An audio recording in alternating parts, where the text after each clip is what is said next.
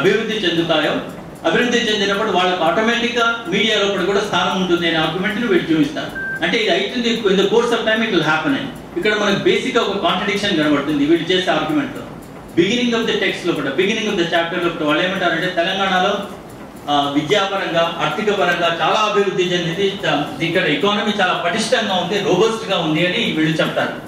కానీ డాక్యుమెంట్ లో ఎప్పుడైతే క్వశ్చన్స్ కన్ఫ్రంట్ చేయాల్సిన అవసరం వస్తుంది అప్పుడు అంటారు అవును వీళ్ళకి స్థానం లేదు, పబ్లిక్ రిప్రజెంటేషన్ లో మీడియాలో కూడా స్థానం లేదు, కానీ వస్తుంది ఎందుకంటే వీళ్ళు కూడా అభివృద్ధి చెందుతున్నారు కాబట్టి ఇంకా కొంత కాలం పడ్డాక వీళ్ళకి తప్పకుండా వీళ్ళకు కూడా స్థానం ఉంటుంది, వీళ్ళు కూడా రిప్రజెంట్ చేసుకోవచ్చు, తమకు కావాల్సింది తాము రిప్రజెంట్ చేసుకోవచ్చు. కానీ పాయింట్ ఏంటంటే ఇంతకాలంగా ఎందుకు కాలేదు, దీనికి బలీయమైన కారణాలు ప్రొఫెసర్ శ్రీనివాస పొద్దున అన్నారు. ఏంటంటే వీళ్ళు ప్రాబ్లమ్స్ పాయింట్అవుట్ చేస్తున్నారు కానీ వాళ్ళ లక్షణాలు మాత్రమే చేస్తున్నారు, సూపర్ఫిషియల్ కాజెస్ సూపర్ఫిషియల్ ఎఫెక్ట్స్ చూపిస్తున్నారు. కానీ దీనికి బేస్ లెవెల్లో పెట్టాలి, చాలా ఫండమెంటల్ లెవెల్లో పెట్టాలి. దీనికి రీజన్స్ ఏంటి, కాజెస్ ఏంటి వాళ్ళు ఎగ్జామిన్ చేయగలిగారా, చేశారా అనేది అనే వాటికి కల్చర్ విషయంలో అయితే వాళ్ళకి అసలు I must point out it's a totally impoverished document as well as the chapter and culture is concern. వీళ్ళకి అవగాహన లేదు దాని గురించి, తర్వాత సంస్కృతుల గురించి పట్టింపే లేదు, దాని గురించి నేను కొంతసేపు మాట్లాడతాను. సో బేసిక్ గా ఒక 1-2 సెంటెన్సెస్ లో చెప్పాలంటే ఆధునీకరణ అంటే మోడర్నైజేషన్ దృష్టిలోనే మూవ్మెంట్ ని చూడడం జరుగుతుంది, 60 ఏళ్ల నుంచి జరుగుతున్న మూవ్మెంట్ ని చూడడం జరిగింది. రెండోది ఏంటంటే సంస్కృతులను కూడా ఆ విధంగానే చూడడం జరిగింది. అంటే సాహిత్యము ఒక పాయింట్ ఇక్కడ క్లియర్ గా పాయింట్అవుట్ చేయాలి. ఏంటంటే వీళ్ళు ఎప్పుడైతే సాహిత్యము కళ సంస్కృతి అంటున్నారో సాహిత్యం గురించి మాట్లాడినప్పుడు వీళ్ళ ఆర్గ్యుమెంట్ ఎంటైర్లీ శిష్ట సాహిత్యానికే కన్ఫైన్ అయింది. శిష్ట సాహిత్యం అంటే నన్నయ్య నుంచి కంటెంపరీ టైమ్స్ దాకా అయిన సాహిత్యం గురించే వీళ్ళు మాట్లాడడం జరుగుతుంది.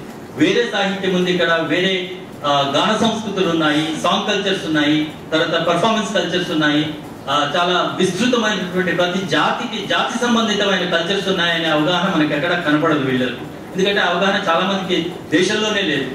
మన సంస్కృతులు అనేవి మన దేశంలో కూడా జాతి సంబంధితమైన సంస్కృతులు, ప్రతి జాతికి ఒక సంస్కృతి, విశిష్టమైన జాతులు ఉన్నాయి, విశిష్టమైన సంస్కృతులు ఉంది. ఈ అన్ని సంస్కృతులను యూనిఫై చేయడం చాలా సాధ్యం కాదు. కానీ ఆధిపత్య సంస్కృతులు ఉన్నాయనే ఆర్గ్యుమెంట్ ఏదైతే వచ్చిందో, ఎక్కడైతే ఆధిపత్య సంస్కృతులు ఉన్నాయి అనే ఆర్గ్యుమెంట్ వస్తుందో అక్కడ మోడర్నిటీ ఆల్రెడీ ఎంటర్ అయిందని మనం గమనించాలి. ఎట్లా మనకి ఎగ్జాంపుల్ ఎక్కడి నుంచి దొరుకుతుందంటే, ఒకవేళ కనుక ముఖ్యంగా ఆంధ్రప్రదేశ్ సందర్భంలో కూడా సాహిత్య చరిత్ర మొదట ఎక్కడ స్టార్ట్ అయింది, ఆంధ్రాలో స్టార్ట్ అయింది, కోస్టల్ ఆంధ్రాలో స్టార్ట్ అయింది. సాహిత్య చరిత్ర ఎక్కువగా ఎక్కడ రాయబడ్డాయి, ఆంధ్రాలో జరిగాయి. సాహిత్య చరిత్ర ఎందుకు రాస్తారు, ఎవరిచ్చారు సాహిత్య చరిత్ర, colonial rule, colonial intellectual life అది డెవలప్ చేసింది.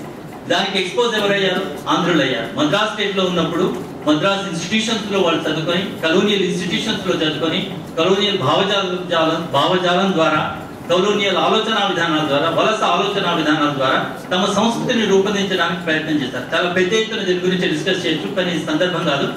ఆ సంస్కృతిని కనుక మనం అనలైజ్ చేస్తున్నట్టయితే అంటే ఈ కొన్ని ప్రక్రియలు ఎందుకు ఇంపార్టెంట్ అయితే 19వ శతాబ్దం చివరి భాగం నుంచి ముఖ్యంగా 20వ శతాబ్దంలో ఆంధ్రుల చరిత్రలు మనం చదివినట్టయితే, అంటే కోస్టల్ ఆంధ్ర ప్రాంతం నుంచి వచ్చిన చరిత్రలు మనం చదివినట్టయితే మనకి ఇది క్లియర్ గా కనబడుతుంది. దీనికి టిపికల్ ఎగ్జాంపుల్ ఇవ్వాలంటే ఇవి ఏం చేస్తాయంటే, ఈ చరిత్రలు ఏం చేస్తాయంటే మన సంస్కృతి 1000 ఏళ్ళు కానీ 1500 ఏళ్ళు కానీ మన సంస్కృతి యూనిఫైడ్ గా ఒకటిగా ఉంది అనేది ఒకటి చూపించడానికి ప్రయత్నం చేస్తాయి. దానికి ఉదంతాలు ఎగ్జాంపుల్స్ తీసుకురావడానికి ప్రయత్నం చేస్తాయి. క్లియర్ ఎగ్జాంపుల్ ఒక మాటలో అర్థం కావాలంటే, ట్యాంక్ బండ్ మీద ఉన్న విగ్రహాలను చూసినట్టయితే మీకు అర్థమవుతుంది. ఆ ట్యాంక్ బండ్ మీద ఉన్న విగ్రహాలు 18వ టైంలో వచ్చాయి. 1000 ఏళ్ల చరిత్రను, 1000 ఏళ్ల సాంస్కృతిక చరిత్రను అవి రిప్రజెంట్ చేయడానికి ప్రయత్నం చేస్తాయి. ఈ సాంస్కృతిక చరిత్ర మొత్తం యూనిఫైడ్ గా ఉంది, వీటిలో ఒకటి మధ్యలో డిఫరెన్సెస్ లేవు. ఒక విగ్రహానికి ఆ విగ్రహం రిప్రజెంట్ చేసిన సంస్కృతికి మిగతా విగ్రహానికి భేదాలు లేవు అనే విషయాలు మనకు తెలియవు. అవన్నీ ఒకే సంస్కృతికి చెందినవని వాటన్నిటిని యూనిఫై చేస్తాయి. ఆ యూనిఫై జరిగింది మనకు 1910-1920 ప్రాంతంలో రాసిన ఆంధ్ర మేధావులు ఎవరైతే ఉన్నారో వాళ్ళందరూ కలోనియల్ స్కూల్స్ లో చదువుకున్న వాళ్ళే, వాళ్ళందరూ మద్రాసులో ట్రైన్ అయిన వాళ్ళే, వాళ్ళందరి భావజాలం, వాళ్ళందరి ఆలోచన విధానాలు కలోనియల్ కల్చర్ నుంచి డెవలప్ అయినవి. అందుకని వాళ్ళు అట్లాంటివి డెవలప్ చేయడానికి ప్రయత్నం చేస్తారు. ఏకీకృతమైన సాంస్కృతిక చరిత్ర రాయడం తెలంగాణలో it's not that easy, it's not possible. That's my contention. ఇది వేరే విషయం అనుకోండి. దీన్ని డిస్కస్ చేయాలంటే చాలా మంది ఫ్యూచర్ ఏం చేయాలనే దాని గురించి వచ్చినప్పుడు దాని గురించి మనం ప్రస్తావించవచ్చు, ఈ విషయం గురించి ప్రస్తావించవచ్చు. కాబట్టి ఈ సంస్కృతిని అర్థం చేసుకోవడానికి డెవలప్ చేసిన ఫ్రేమ్వర్క్ ఏదైతే ఉందో, ఆంధ్ర నుంచి మనకు వచ్చింది, కోస్టల్ ఆంధ్ర నుంచి వచ్చింది. ఇది కోస్టల్ ఆంధ్ర మిత్రులతో కూడా మాట్లాడడానికి మనకి ప్రాబ్లం ఉండకూడదు, ఎందుకంటే వాళ్ళు కూడా వలసవాద చట్టంలోనే ఇరుక్కొని వాళ్ళ ఆలోచన విధానాలు కూడా అట్లే సాగుతున్నాయి అనేది మనం గుర్తించగలగాలి, కామన్గా గుర్తించగలగాలి. వీటికి భిన్నంగా సంస్కృతులను ఎట్లా అర్థం చేసుకుంటాము, సాహిత్యాలను ఎట్లా అర్థం చేసుకుంటాము, జాతులను ఎట్లా అర్థం చేసుకుంటాము, జాతి సంస్కృతులను ఎట్లా అర్థం చేసుకుంటాము అనేది మన ఛాలెంజ్. అది ఇప్పుడు మనం స్టూడెంట్స్ కానీ రీసెర్చర్స్ కానీ మనం ఆలోచించాల్సిన విషయం. అట్లాంటి ఆలోచనలు ఇవాళ యూనివర్సిటీస్లో జరగట్లేదు. అందుకని సంస్కృతి మీద పెద్ద ఎత్తున ఓపెన్ రీసెర్చ్ ఓపెన్ కావాల్సిన అవసరం ఉంది. ఎందుకనంటే ఈ డాక్యుమెంట్ మొత్తంలోనే సంస్కృతి అనేది చాలా కీలకమైన విషయం తెలంగాణ మూవ్మెంట్ లోపల అని ఈ కమిటీ యాక్సెప్ట్ చేస్తుంది. అదొకటి. రెండోది, ఎందుకు సంస్కృతి ముఖ్యమవుతుంది అంటే ఇవాళ మనం యూనివర్సిటీలో క్లాసెస్కి వచ్చే స్టూడెంట్స్ యొక్క కాంపోజిషన్ చూసినట్టయితే మనకు తెలుస్తుంది. విభిన్న జాతుల నుంచి వస్తారు మన students. Indian class room, I keep saying this, Indian classroom is the most challenging classroom to teach. ఎందుకు? మన క్లాస్ రూమ్ లో లోపల ఒక హోమోజనైజ్డ్ అంటే యూనిఫైడ్ కల్చర్ లేదు మన క్లాస్ రూమ్ లో. ఒక స్టూడెంట్ గ్రూప్ ను కనుక మనం కేర్ఫుల్ గా ఎగ్జామిన్ చేయగలిగితే, వాళ్ళ జాతుల గురించి ఆలోచించడానికి ప్రయత్నం చేసినట్టయితే మనకు ఎట్లా వీళ్ళని యూనిఫై చేయగలిగే కెపాసిటీ ఉందా, చేయగలుగుతామా, చేస్తే లాభం ఏంటనే ఫండమెంటల్ క్వశ్చన్స్ మనకు వస్తాయి. దీని కాంట్రాస్ట్ గా మనం చూసినట్టయితే ఆంధ్ర సాహిత్య చరిత్రలు కానీ సాంస్కృతిక చరిత్రలో మనం చూసేది ఏంటంటే యూనిఫైడ్ కల్చర్. ఆంధ్ర జాతి అనే పదం 1910, 1920 నుంచి లేదా లేట్ 90th సెంచరీలో డెవలప్ అయింది. తెలంగాణ జాతి అంటే చాలా ఆక్వర్డ్ గా ఉంటుంది, ఎబ్బెట్టుగా ఉంటుంది. అందుకనే తెలంగాణ జాతి అని మూవ్మెంట్ లో ఎవరు మాట్లాడలేదు, ఎవరు ఒకళ్ళిద్దరు మాట్లాడినట్టున్నారు. కానీ it's a very very powerful example. Telangana జాతి అనే దాని గురించి ఎవరు మాట్లాడరు. ఎందుకంటే unification of these different groups, ఈ డిఫరెంట్ జాతుల్ని యూనిఫై చేయడం అనేది ఆల్మోస్ట్ ఇంపాసిబిలిటీ. సంస్కృతి ఈ దేశం లోపల ఈ విభిన్న జాతుల ద్వారా, విభిన్న మార్గాల ద్వారా, విభిన్న కళా ప్రక్రియల ద్వారా సాగింది. దాని గురించి ఆలోచించడానికి I don't think Srikrishna committee members కానీ వాళ్ళ రిసోర్స్ గ్రూప్స్ కానీ ఏ పాటికి కూడా డెప్త్ ఉన్నట్టు నాకు అనిపించలేదు ఈ డాక్యుమెంట్ చూసినప్పుడు. కాబట్టి వాళ్ళు ఏం చేస్తున్నారంటే ఆల్రెడీ ఎస్టాబ్లిష్ అయిన ఆర్గ్యుమెంట్ అంటే unified culture, unified language of the dominant, culture of the dominant will naturally prevail. ఆ పాలకుల భాషనే, పాలకుల సంస్కృతి, పాలకుల సాహిత్యమే న్యాచురల్ గా అవుతుంది, న్యాచురల్ గా డామినెంట్ ఉంటుంది. మీరు కూడా వస్తారు, 4 రోజులు పోతే మీరు కూడా పెరుగుతారు, మీ గ్రూప్స్ కూడా పెరుగుతాయి, మీ గ్రూప్స్ కూడా స్థానం ఉంటుంది అనే ఆర్గ్యుమెంట్ తో వీళ్ళని పాసిఫై చేయడానికి ప్రయత్నం చేస్తున్నారు. మనకు చాలా క్లియర్ గా ఇది ఈ డాక్యుమెంట్ లో కనబడుతుంది. ఇంకొక ఆర్గ్యుమెంట్ తీసుకొచ్చింది ఏంటంటే సంస్కృతి విషయంలో కూడా, అంటే బేసిక్ గా my brief is to talk about culture కాబట్టి నేను ఈ విషయం మాట్లాడుతున్నాను.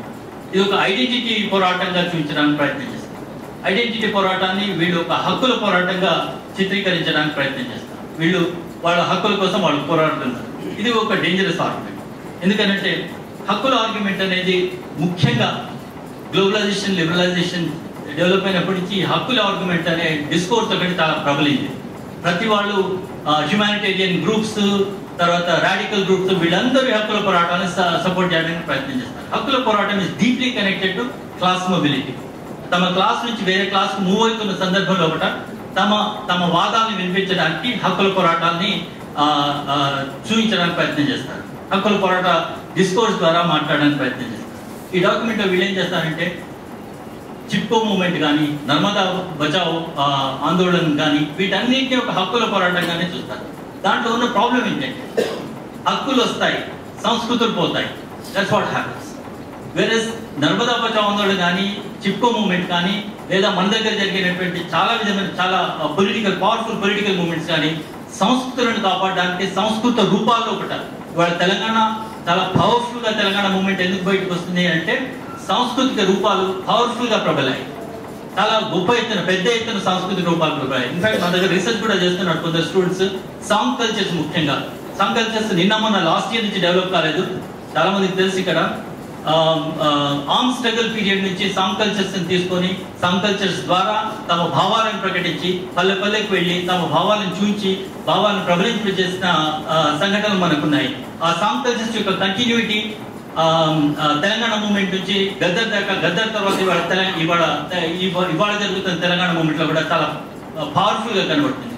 దీని గురించి మనం రీసెర్చ్ చేయాల్సిన అవసరం ఉంది, పెద్ద ఎత్తున రీసెర్చ్ చేయాల్సిన అవసరం ఉంది. మనకున్న డేంజర్ ఏంటంటే మన డేంజర్స్ మనకు ఆంధ్ర చరిత్ర, సాంస్కృతిక చరిత్రను చూసినట్టయితే మనకు కనబడుతుంది. ఆంధ్రాలో ఏం జరిగింది? ఆంధ్రాలో కూడా జాతులు ఉన్నాయి. భారతదేశం అంతా జాతులతో నిండింది. ఆంధ్రాలో కూడా గొప్ప జాతులు ఉన్నాయి, వాళ్ళకు కూడా కళలు ఉన్నాయి, వాళ్ళకు కూడా సంస్కృతులు ఉన్నాయి. ఆ సంస్కృతులు, కళలు అన్నింటినీ కబళించి వేసింది ఏదనంటే మీడియా, ఎంటర్టైన్మెంట్ మీడియా, సినిమా కబళించి వేసింది. ఆ జాతులకు విభిన్న సంస్కృతులు అన్ని మటుమాయమైపోయినాయి, సినిమాలో అబ్జార్బ్ చేసుకోబడ్డాయి. తెలంగాణలో బట్టి ఇంకా ఆ ఫోర్స్ లేకపోవడం వల్ల ఇప్పటికీ మనకు చిందు భాగవతులు కానీ, పిచ్చకుంట్ల వాళ్ళు కానీ, మనకు డక్కలి వాళ్ళు కానీ, మనకు భిన్నమైన రూపాల్లో భట్స్ కానీ, బంజారా భట్స్ కానీ చెప్పడానికి చాలా ఉన్నాయి సంస్కృతులు. ప్రతి జాతికి చెందిన సంస్కృతులు ఉన్నాయి. ఆ సంస్కృతులు కొద్దో గొప్ప తమ భాషలో పట, తమ ప్రక్రియలో పట, తమకున్న విశిష్టతని ఇప్పటికీ కాపాడుకుంటున్నాయి.